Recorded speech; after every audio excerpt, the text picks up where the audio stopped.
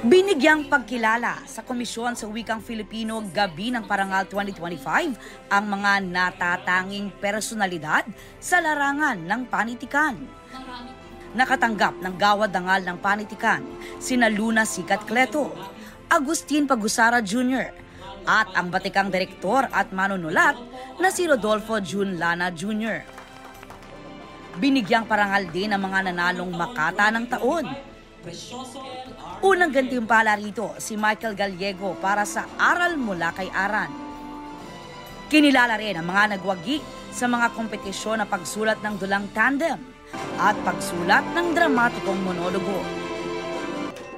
Gayon din ang mga nanalo sa patimpalak online na pagsulat ng mga katutubong tula gaya ng Dalit,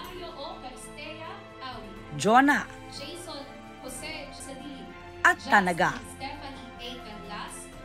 Sa unang pagkakataon, nagdaos din ang patimpalak na tulang senyas gamit ang Filipino Sign Language.